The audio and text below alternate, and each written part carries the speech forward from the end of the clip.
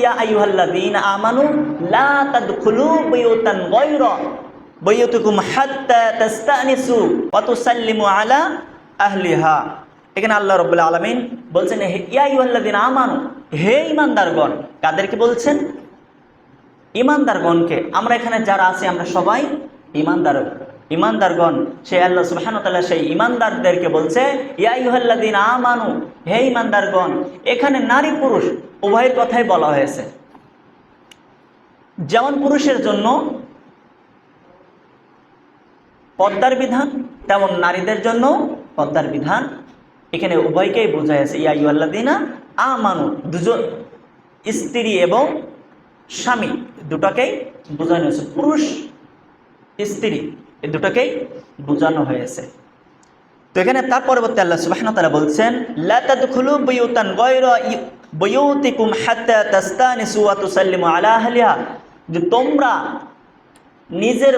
নিজেদের বাড়ি ছাড়া অন্যদের বাড়ি প্রবেশ করো না যতক্ষণ পর্যন্ত না তোমরা অনুমতি নাও, এবং বাড়িওয়ালাদেরকে সালাম পেশ করো। দেখেন আল্লাহ সুবহানাহু ওয়া তাআলা কি সুন্দরভাবে বলছে যে তোমরা কি করো, তোমাদের নিজেদের বাড়ি ছাড়া অন্যদের বাড়ি যখন প্রবেশ করবে তখন কি করতে হবে? অনুমতি নেওয়া লাগবে এবং ওই বাড়িওয়ালাদেরকে সালাম দিতে হবে। তাহলে আমরা শিখলাম বাড়ি প্রবেশের দুটো নিয়ম এখানে শিখলাম। একটা হলো অনুমতি নিতে হবে, আর অপরটি হলো সালাম দিয়ে প্রবেশ করতে হবে। সবাই আরেকবার বলেন কি করতে হবে? প্রথমে অনুমতি, একটু জোরে বলেন। অনুমতি নিতে হবে, তারপরে সালাম দিতে হবে। এটা হলো বাড়ি ঢোকার প্রবেশের বিধান। কে দিয়েছে এই বিধানটা? আল্লাহ। একটু জোরে বলেন।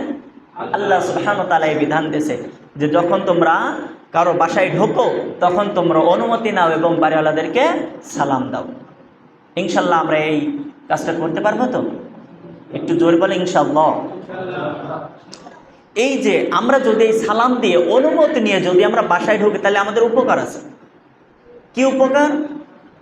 আপনি যদি কারো বাড়ি হুট করে ঢুকে যান দেখবেন সে আপনার উপর রাগান্বিত হবে, কারণ সে কি অবস্থায় আছে এটা কিন্তু আপনি জানেন না। জানেন আমরা জানি না সে কি অবস্থায় আছে। আমি দেখলাম গেলাম, সে রেগে গেল যে হ্যাঁ তুমি অমুক আমারে না করে চলে আসো বাড়ির ভিতরে, সে রেগে যেতে পারে, এতে আমাদের সম্পর্ক নষ্ট হয়। কিন্তু অনুমতি নিয়ে যদি আমরা যাই তাহলে আমাদের সম্পর্ক বৃদ্ধি পাবে। এবং অনুমতি নিয়ে গিয়ে যদি আপনি তার সাথে কথা বলেন তাহলে দেখবেন আপনি যা বলতেছেন সে সুন্দরভাবে আপনার কথাগুলো শুনবে এবং আপনারে মেহমানদারি করাবে। আপনি যদি কারো বাসায় গিয়ে অনুমতি নিয়ে সালাম দিয়ে প্রবেশ করেন তাহলে আপনার সাথে সে ভালো ব্যবহার করবে না? এবং আপনিও যে কথাগুলো বলবেন এই কথাগুলো কিন্তু তার শোনার আগ্রহ থাকবে কি না? কথা বলেন। অবশ্যই থাকবে। কিন্তু আমরা কি করি? হোস করে চলে যাই, মানে যেভাবে চলে যায়, যে অবস্থায় থাকে সেই অবস্থায় চলে যায়। তো যে আমি যে আয়াত তেলাওয়াত করেছি আপনাদের মাঝে ইয়া আইয়ুহাল্লাযীনা আমানু লা তাদখুলু বুয়ুতান গায়রা হাত্তা তাস্তানিসু ওয়া তুসাল্লিমু আলা আহলিহা, এই আয়াতের শানে নুজুলে বলা হচ্ছে এক আনসার মহিলা রাসূল সাল্লাল্লাহু আলাইহি ওয়াসাল্লামের দরবারে হাজির হয়ে তিনি বললেন ইয়া আল্লাহ রসুল, হে আল্লাহ রসুল, আমি আমার ঘরে কোনো সময় এমন অবস্থায় থাকি সেই অবস্থায় কেউ আমাকে দেখতে পাক এটা আমি চাই না, কিন্তু এমন হয় যে অনেকে আমার অনুমতি ব্যতীত আমার ঘরে প্রবেশ করে। তখন আল্লাহ সুবহানাহু ওয়া তাআলা এই আয়াত নাযিল করলেন। সবাই বলে সুবহানাল্লাহ। তো জয় বলি সুবহানাল্লাহ। দেখেন কি সুন্দরভাবে আল্লাহ এই আয়াত নাজিল করে দিলেন তার পক্ষ পেতে।